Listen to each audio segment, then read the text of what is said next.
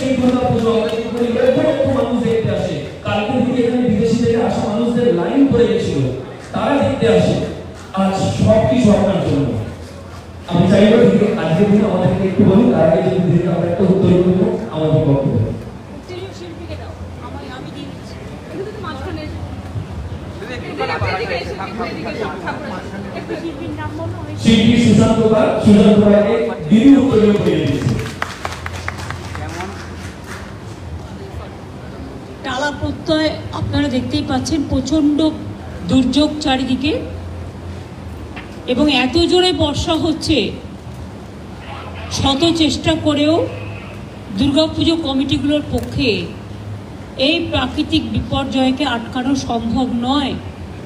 কিন্তু তা সত্ত্বেও পুজো কখনো থেমে থাকে না, উৎসব কখনো থেমে থাকে না।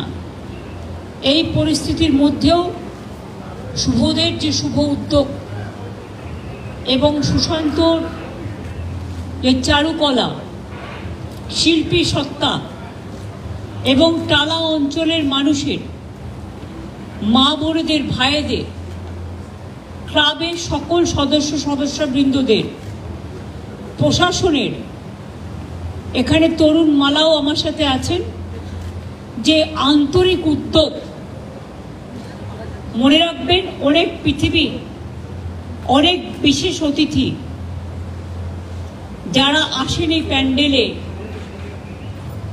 এবং রবীন্দ্রনাথ ঠাকুরের ভাষায় যাদের আমরা বলি চিনি গো চিনি তোমারে ওগো বিদেশিনী, অথবা নজরুলের ভাষায় দূরদীপবাসিনী, নানা রকম ছন্দের মধ্যে দিয়ে, সুরের মধ্যে দিয়ে, কামনার মধ্যে দিয়ে, শুভ কামনার মধ্যে দিয়ে, শুভেচ্ছার মধ্যে দিয়ে তালা যে প্রত্যয়ের সৃষ্টি করে, এই প্রত্যয় মনে রাখবেন, এই প্রত্যয়টা জীবনে সকলের দরকার। প্রত্যয়টা হচ্ছে আত্মপ্রত্যয়। প্রত্যয় হচ্ছে প্রত্যয়ের প্রত্যুষ। প্রত্যয় হচ্ছে প্রত্যয়ের উন্মেষ। প্রত্যয় মানুষকে আলোকিত করে, উদ্ভাসিত করে, সুভাষিত করে, সুরভিত করে, বিকশিত করে, সঞ্জীবিত করে, পুলকিত করে, পুষ্পিত করে, বিকশিত করে। আর প্রত্যয় আত্মপ্রত্যয় নিয়ে এগিয়ে চলে। প্রত্যয় কখনো থামে না। প্রত্যয় থামলে মানুষের জীবনে এগিয়ে চলার পথটাই থেমে যাবে। তাই প্রত্যয় আরও প্রত্যয়ের সাথে এগিয়ে যাক। আমি জানি ঝড় হোক, জল হোক, বৃষ্টি হোক, লক্ষ লক্ষ মানুষ আসবেন এই পুজো দেখতে। আমার অনেক অভিনন্দন রয়ে গেল। আপনারা সকলে ভালো থাকুন, সুস্থ থাকুন, সুন্দর থাকুন। মা আপনাদের সকলকে ভালো রাখুন। মাগো, দুর্যোগটা একটু কাটিয়ে দাও।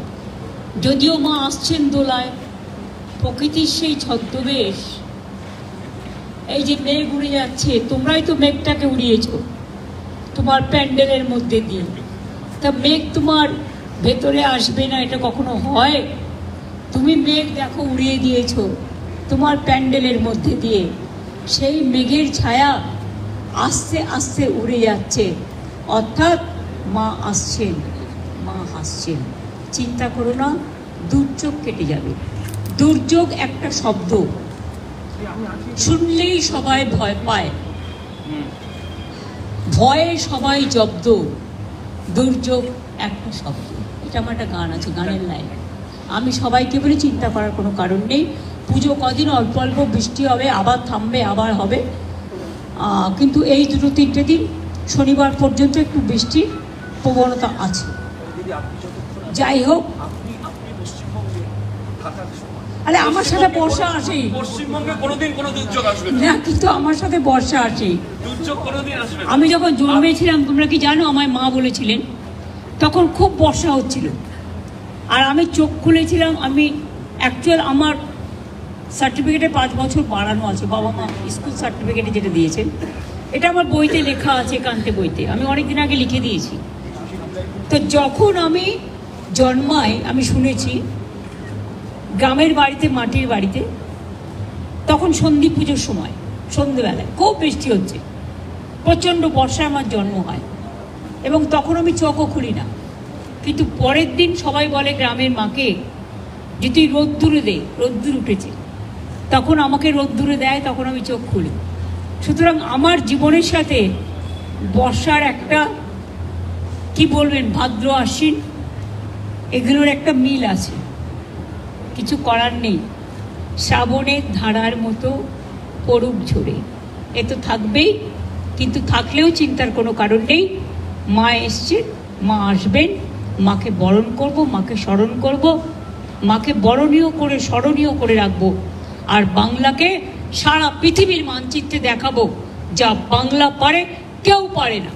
ইউনেস্কো যেটাকে ডিক্লেয়ার করেছে ইনট্যাঞ্জিবল হেরিটেজ, এত কোটি কোটি মানুষ কোথাও যায় না, যা বাংলায় যায়। তাই বাংলার উৎসবের আরেক নাম উৎসারিত। উৎসব হোক উৎসারিত, উৎসব হোক উচ্ছ্বসিত। সকলে ভালো থাকবেন, সকলে সুস্থতা কামনা করছি। আর শিশুদের আমার অনেক অনেক ভালোবাসা। 99 বছরেই যা করছো বাবা, 100 বর্ষে যে কি করবে ভগবানই জানে। 100 বর্ষে নিশ্চয়ই 100 ইয়ার্সের যত স্মৃতি আছে সরণিতে, ডাউন মেমোরি লেন, সবটাই কিছু কিছু থাকবে। ভালো থেকো। আমি এখন থেকে থ্যাঙ্কস বলবো না, বাচ্চাটাকে পাঠিয়ে দিন। আমি এখন থেকেই সবটা বলবো না। শুভ ছেলে, মিষ্টি ছেলে। তোমার নাম কি? আমার নাম সৌরজ্যোতি বোস। তুমি কি করো? আমি করি হচ্ছে গিয়ে বলো বলো স্কুলের নাম। সিনথেসাইজারটা বাজায় ওর জন্য হাতটা এরকম করে। সিনথেসাইজার বাজাই। ভেরি গুড ভেরি গুড, বাজাও তো একটু হাত দিয়ে দেখাও।